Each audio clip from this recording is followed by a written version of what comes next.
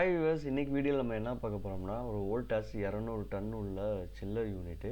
ஒரு எஃப்சி யூனிட்டில் வந்து பார்த்திங்கன்னா நோ கூலிங் சொல்லியிருந்தாங்க. நம்ம போய் செக் பண்ணோம். செக் பண்ணதில் ஏர் த்ரோ வந்து ரொம்ப கம்மியாக வந்துச்சு. நான் உங்களுக்கு தெரியணுன்றக்காண்டி அனிமோமீட்டரில் விண்ட் ஸ்பீட் செக் பண்ணுற யூனிட்டை வச்சு அதில் வந்து வர ஸ்பீடை கால்குலேட் பண்ணேன். பார்த்தீங்கன்னா 2.1ன்ற ஸ்பீடில் தான் அதில் வந்து ஏர் நமக்கு வெளியில் வருது. டெம்பரேச்சர் வந்து 22 நமக்கு காட்டுது. என்னன்னு சொல்லிட்டு மேலே ஏறி பார்த்தோம்னா பயங்கரமாக டஸ்ட்டுங்க. காயில் ஃபுல்லாக பயங்கரமாக வந்து பிளாக் ஆகிடுச்சு. பாருங்கள், ஜெல்லு மாதிரி ஃபுல்லாக ஃபார்ம் ஆகிடுச்சு. அந்த வாட்டர் ட்ரைனேஜ் ட்ரெயிலையுமே பார்த்தீங்கன்னா அப்படியே கொலன்னு அப்படியே ஒரு எல்லோ கலரில் வந்து ஃபுல்லாக வந்து ஜெல்லு மாதிரி ஃபார்ம் ஆகிடுச்சு. ப்ளோயரில் பார்த்தா ப்ளோயரில் அதுக்கு மேலே பயங்கரமாக அந்த ஃபுல்லாக டஸ்ட்டு மாதிரி ஃபார்ம் ஆகிடுச்சு. இப்போ நம்ம என்ன பண்ண போகிறோம்னா, ஃபஸ்ட்டு வந்து இந்த ஜெல் மாதிரி ஃபார்ம் ஆனதை வந்து வேக்கம்மை வச்சு சக் பண்ணி நம்ம வெளியில் எடுக்கணும். நம்ம அப்படியே நம்ம சர்வீஸ் பண்ணோன்னு வச்சுங்களேன், இந்த ஜெல் மாதிரி ஃபார்மாக இருக்கனால தண்ணி சீக்கிரத்தில் கீழே இறங்காது. ட்ரைவ் வழியாக ஓவர்ஃபுல் ஆகி கீழே ஃபுல்லாக தண்ணி சேர்ந்துடும். அதனால் இந்த பாசா மாதிரி இருக்கிறத நம்ம அப்படியே உறிஞ்சி நம்ம வெளியில் எடுக்கணும். நம்ம ஃபோர்ஸாக தண்ணியை வச்சு அடித்தோன்னு வச்சுங்களேன், அது போய் மேற்கொண்டு ட்ரைனேஜ் லைன்லாம் போய் சிக்க ஆரம்பிச்சிடும். அதனால் வேக்கம் பம்பை வச்சு ப்ராப்பராக அதில் உள்ள டஸ்ட்டை ஃபுல்லாக நம்ம வெளியில் எடுத்துட்டு அந்த பாசா மாதிரி ஜெல் மாதிரி ஃபார்ம் ஆகி இருக்கிறத ஃபுல்லாக வெளியில் எடுத்து அந்த கண்டென்சரில் இருக்கிறதோ அந்த ட்ரெயின் லைனில் இருக்கிறதோ அந்த ஜெல் மாதிரி இருக்கிறத வேக்கம் பம்பை வச்சு ஃபுல்லாக வெளியில் எடுத்ததுக்கப்புறம் நம்ம வாட்டர் பம்பை வச்சு ஃபோர்ஸாக வந்து அந்த காயில் ஃபுல்லாமே அடித்து நம்ம சர்வீஸ் பண்ண போகிறோம். இப்படி வாங்க ஒன்று ஒன்றா பார்ப்போம். அந்த கஸ்டமர்கிட்ட கேட்டேன் நான், சர்வீஸ் பண்ணி எவ்வளோ நாள் ஆகும் அப்படின்னு சொல்லி. ஏன்னா பயங்கர டஸ்ட்டு, அப்படியே ஒரு எப்படி சொல்கிறது, ஃபுல்லாக அப்படியே கொலன்னு ஜெல் மாதிரி ஒரு 1 இன்ச்சு 1.5 இன்ச்சுக்கு வந்து ஜெல் மாதிரி ஃபார்ம் ஆகி அவ்வளோ டஸ்ட்டாக இருக்குது. பார்த்தீங்க, எத்தனை வருஷம் ஆச்சு லாஸ்ட்டாக சர்வீஸ் பண்ணி அப்படின்னு சொல்லி கேட்டதுக்கு அந்த கஸ்டமர் சொல்கிறாங்க, ஒரு 4-5 இயர்ஸ் ஆச்சு சர்வீஸ் பண்ணி. சும்மா நாங்களாம் வந்து ஃபில்டரை மட்டும் எடுத்து க்ளீன் பண்ணுவோம் அப்படின்னாங்க.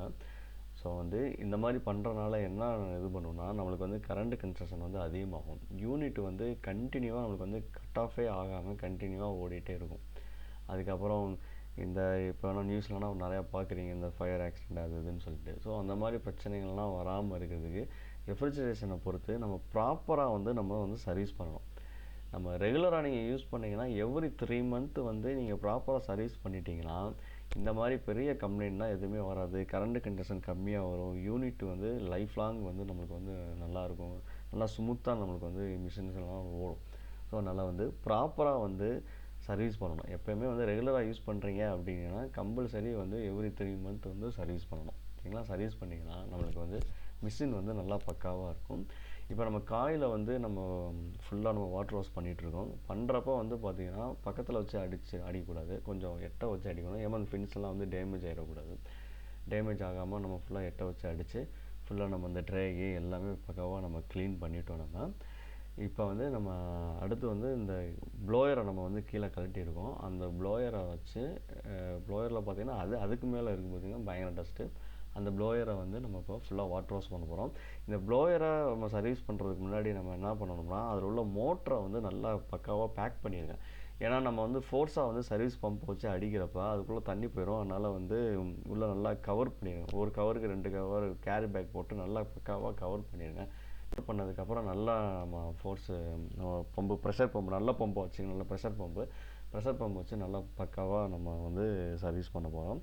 சர்வீஸ் பண்ணி முடித்ததுக்கப்புறம் இந்த தண்ணியெல்லாம் வடிகட்டுறதுக்கு நம்ம டைம் நிறையா எடுக்கும். அதனால் அதெல்லாம் நம்ம ரொம்ப நேரம் டைம் எடுத்துக்கிறாமல் நம்ம ப்ளோயரை வச்சு தண்ணியை ஃபோர்ஸாக நம்ம ப்ளோயரை க்ளீன் பண்ணதுக்கப்புறம் இந்த ப்ளோயரை வச்சு நம்ம வேகமாக நம்ம வந்து அடிச்சு விட்டுட்டோம்னா சீக்கிரத்துலேயே வந்து தண்ணி ஃபுல்லாக ட்ரெயின் ஆகிரும். நம்ம வேகமாக எடுத்து ஃபிக்ஸ் பண்ணுறதுக்கு நம்மளுக்கு வசதியாக இருக்கும்.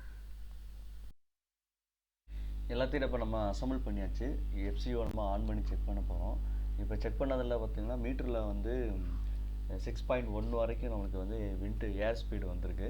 டெம்பரேச்சரும் பார்த்திங்கன்னா 15 வரைக்கும் நம்மளுக்கு வந்து ரீச் ஆகிடுச்சு. ஓகே, பக்காவாக பண்ணுமா மிஷினை வந்து நம்ம ரெடி பண்ணிட்டோம். மேலும் இந்த மாதிரி வீடியோகளுக்கு வந்து சேனலை சப்ஸ்கிரைப் பண்ணிக்கோங்க, அப்படியே லைக் போட்டுருங்க. அதுக்கப்புறம் உங்களுக்கு ஏதாவது சந்தேகங்கள் இருந்துச்சுன்னா கமெண்டில் தெரியும், ரிப்ளை பண்ணுறேன். Okay, thank you.